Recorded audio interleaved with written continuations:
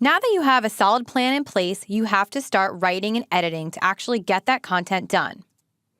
Writing content can be extremely hard work, and building a repeatable process helps. So let's take a look at some steps to take in order to build that repeatable process so that you're ensuring all your written content is consistent, on brand, and that it's engaging. So step 1, find a subject matter expert. So you need to determine who in your organization knows about your topic. And then you can schedule a brain dump and record. A brain dump can be a 30 to 1 hour session, whether in person or over the phone, where you're asking that subject matter expert various questions about the topic, essentially having them do a brain dump. If there is no subject matter expert, be prepared to do the research yourself. Step number 2, create an outline. Creating an outline is extremely important to keep you organized and on track with your content creation. Make sure you include your thesis in this outline. Your thesis is the point that you're trying to get across with your particular content asset. Make sure you set up your different sections, particularly if it's an ebook, and then socialize your outline to people outside of your content team to make sure that what you're writing about makes sense and it's the right thing.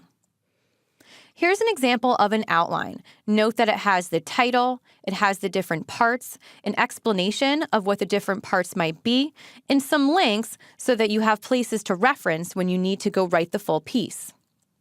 Step 3, write your first draft. This is arguably one of the most difficult parts to content creation.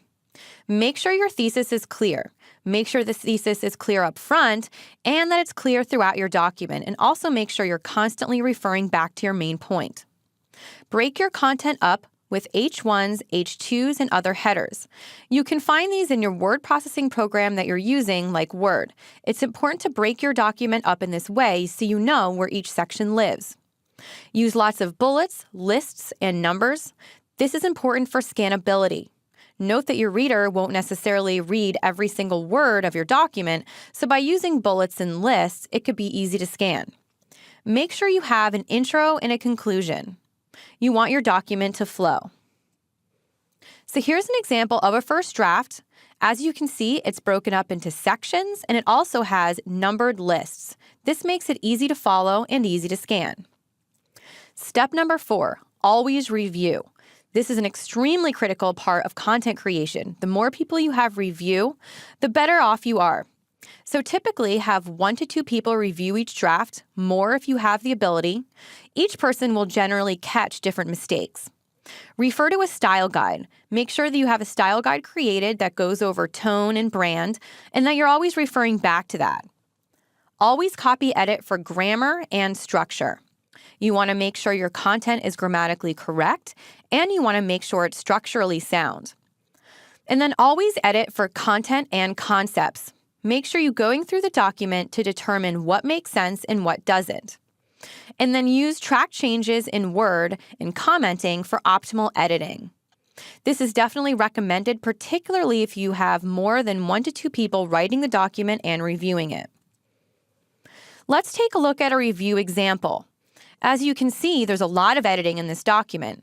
We use Word and track changes to edit within the document, and then on the right-hand side, you can see a variety of comments from different team members. This is important for collaboration. Step number 5, write a second draft. Once you have your first draft created and you have all of your edits, incorporate all of them. Read over it an additional 1 to 2 times to ensure that it's a final copy. And then make sure all your stakeholders have seen the copy. Make sure everybody knows that the content is correct and everybody that needs to has signed off on that content. And once you have your final draft, then you're ready to send to design.